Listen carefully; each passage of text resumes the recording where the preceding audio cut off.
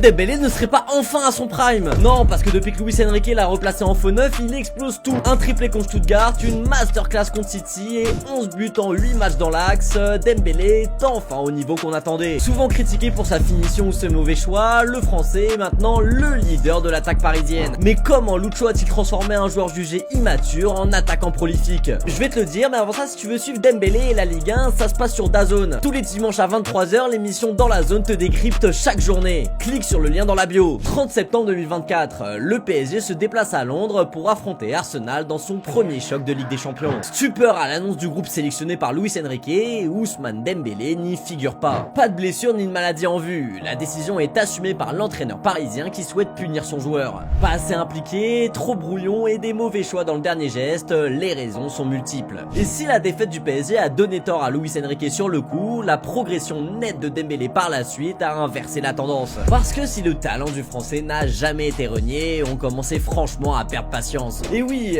parce qu'après 27 bougies soufflées, Dembélé donnait l'impression d'être le même joueur qu'il était à Dortmund 8 ans plus tôt. Un dribbleur d'exception, capable de faire des différences folles, mais avec une immaturité et une inconstance particulièrement frustrante. Que ce soit sa finition déjà beaucoup moquée, mais aussi la dernière passe. Certes, sa double confrontation face au Barça l'an dernier avait déjà montré un déblocage dans la tête de Dembouz. Mais après l'avoir observé pendant des années, on l'a déjà vu avoir des éclairs de génie, puis repartir dans ses travers. Et franchement, ça a une nouvelle fois été le cas. C'est pour ça que Luis Enrique ne l'a pas lâché et a décidé d'être plus dur avec lui qu'avec les autres. Parce qu'après le départ d'Mbappé, le technicien espagnol a considéré que seul le numéro 10 avait le talent pour reprendre les rênes de son attaque. Puni et écarté au moindre faux pas, étudié à la loupe par le coach et son staff, finalement ça a servi à quelque chose. Mais il n'y a pas que ça qui a transformé Dembouz, puisque son replacement dans l'axe a aussi tout changé. Dans le cœur du jeu avec ce nouveau rôle de faux neuf, le feu follet a en plus énormément d'espace pour s'exprimer. Et ça, c'est grâce à Barcola et Doué qui attirent les défenseurs sur leur côté. Des espaces que le français adore